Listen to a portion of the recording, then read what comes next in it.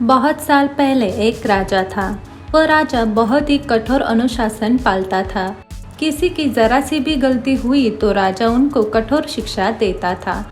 इसलिए सभी प्रजा और सेनानी राजा से बहुत ही सावधानी से रहते थे।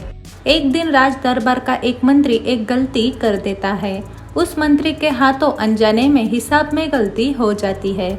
इस कारण राजा ने उस मंत्री को एक बहुत कठोर शिक्षा देने की घोषणा की।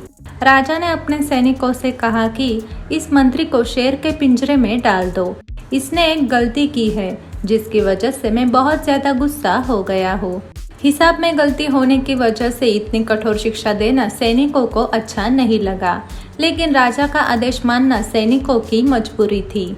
दूसरे ही दिन उस मंत्री को शेर के पिंजरे तक लाया गया। राजा और सारे सैनिक वहां मौजूद थे। वह मंत्री बहुत ही घबराया हुआ था, लेकिन फिर भी हिम्मत करके उस मंत्री ने राजा से कहा कि महाराज, अगर आप बुरा न माने तो क्या आप मेरी आखिरी ख्वाहिश पूरी कर देंगे। इस बात पर राजा ने मंत्री से कहा कि ठीक है, बताओ तुम्हारी आखिरी ख्वाहिश क्या है। तब मंत्री ने राजा से कहा कि आप कृपा करके मुझे 7 दिनों की मोहलत दीजिए। मैं इस शेर के पिंजरे से बाहर रहना चाहता हूँ। मंत्री की इस आखिरी ख्वाहिश को राजा ने कबूल कर लिया और 7 दिनों बाद मंत्री को शिक्षा देने का समय आ गया। राजा ने सैनिकों को मंत्री को शेर के पिंजरे में डालने का आदेश दिया। मंत्री को शेर के पिंजरे में डाला गया, लेकिन जो कुछ भी आगे हुआ वो देखकर सभी लोग चौंक गए, क्योंकि जो शेर था वो मंत्री के पैर पर नतमस्तक हो गया था। इतना खतरनाक शेर ऐसे मासूम बन गया है, यह देखकर सभी लोग दंग रह गए। राजा भी बहुत चौंक गया। राजा ने अपने सैनिकों से पूछा कि यह शेर मंत्री को खा क्यों नहीं रहा, क्या हो गया है इस शेर को। राजा के इस प्रश्न पर किसी के पास कोई भी जवाब नहीं था। तभी वह मंत्री उस शेर के दोनों हाथ अपने हाथों में लेकर उस शेर को प्यार करने लगा। राजा ने मंत्री से पूछा कि यह जरूर तुम्हारी कोई चाल है, सच बताओ तुमने इस शेर को क्या किया है।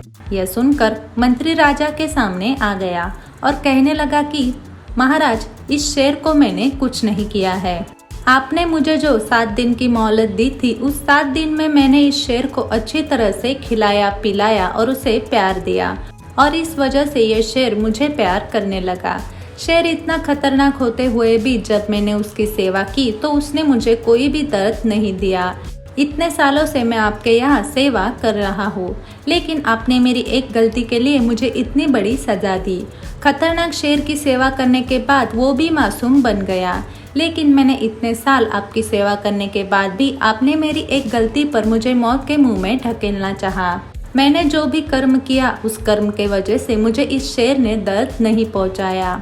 आप भी मुझे मेरी सेवा के कर्म के लिए माफ कर दीजिए। मैंने जो कुछ भी गलती की वह अनजाने में हो गई थी। मंत्री की यह बात सुनकर राजा को अपनी गलती का एहसास हो गया और राजा ने मंत्री को माफ कर दिया। आप सभी को यह कथा पसंद आई हो तो हमारे इस चैनल को जरूर लाइक, शेयर और सब्सक्राइब करें। धन्यवाद।